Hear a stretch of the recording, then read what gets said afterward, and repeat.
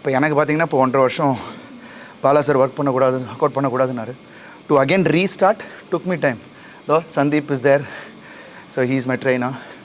So he helps me. ஸோ அதான் சொல்கிறேன், ப்ராப்பர் கைடன்ஸ். நம்ம ஒருத்தர் இல்லை, நம்ம நிறைய நல்ல legit websites, legit YouTube videos பாருங்கள். ஏன்னா எல்லாராலையும் ட்ரெயினர் வச்சு பண்ணணுன்றது சொல்ல. சரி, இப்போ இங்கே வந்து தான் இந்த ஜிம்மில் பண்ணி தான் கிடையாது. நான் வந்து கிரவுண்டில் ஒர்க் அவுட் பண்ணியிருக்கேன், டபுள் பார் அடித்து அங்கே இருக்கிற அந்த டம்பிள்லாம் வச்சு நான் பண்ணியிருக்கேன். So it's not the place where we work out, it's just a mind set. ஆனால் அந்த அட்மாஸ்ஃபியர். இப்போ ஏன் ஜிம்முக்கு வரோம்? இப்போ நான் வீட்டில் தான் ஒர்க் அவுட் பண்ணுறேன் because of privacy concern.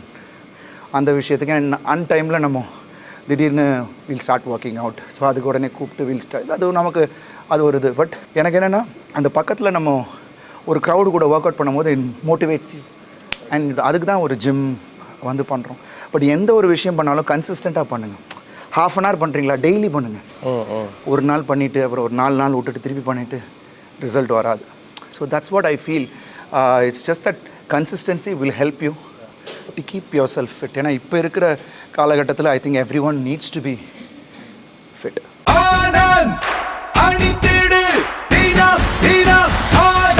Anand, ஒரு சுகமான உள்ளாடை.